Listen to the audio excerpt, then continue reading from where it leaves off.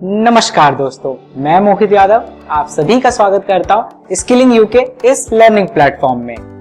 दोस्तों, आज हम जिस टॉपिक की शुरुआत करने जा रहे हैं उसका नाम है एमएस एक्सेल।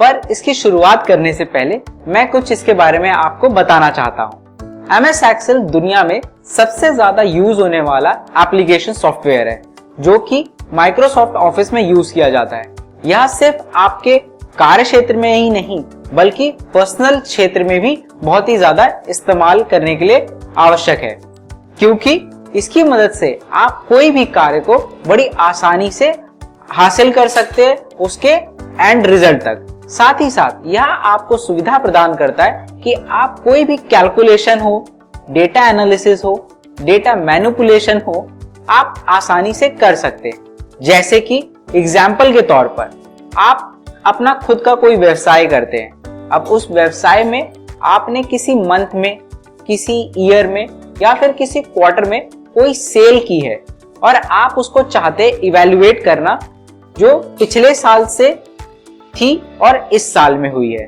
तो आप कैसे कर सकते हैं? या तो आपको उसके लिए एक डेटा मेंटेन करना पड़ेगा अपनी डायरी में, अपनी किसी जगह पे, जो आपके लिए काफी जटिल काम हो सकता है क्योंकि पता नहीं वो सेव रहे या ना रहे।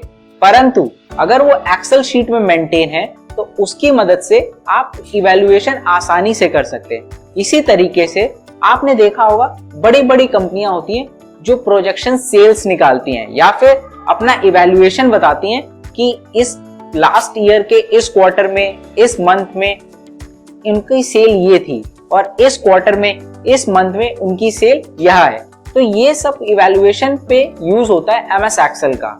एमएस एक्सेल सिर्फ इवैल्यूएशन या मैनिपुलेशन के लिए ही यूज नहीं होता, यह इसलिए भी यूज होता है क्योंकि इसकी मदद से आप आसानी से जोड़ना, घटाना, भाग, एवरेज इत्यादि जो फॉर्मूलाज फंक्शन होते हैं वो भी आसानी से कर सकते हैं। साथ ही साथ अगर आपको कुछ डेटा में एंटर करना है, जैसे कि आप चार्ट एंटर करना चाहते हैं जिसकी कारण आप अपने डेटा को किसी के सामने और बेहतर तरीके से रिप्रेजेंट कर सके और अपनी जो बात कहना चाहते हैं वो कह सके, तो उसके लिए भी आपके लिए एमएस एक्सेल बहुत ही ज्यादा महत्वपूर्ण और यूजफुल है। एमएस एक्सेल यहीं पे नहीं रुकता।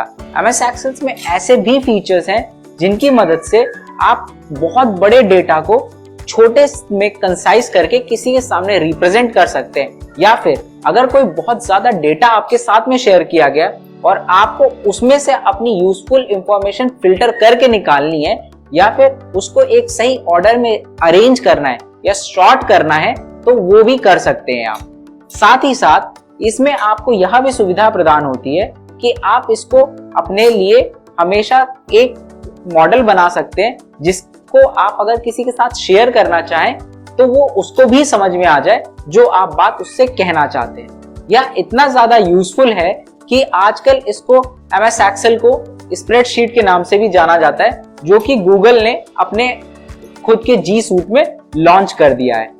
वो भी जानता है कि इसका कितना ज्यादा महत्व है।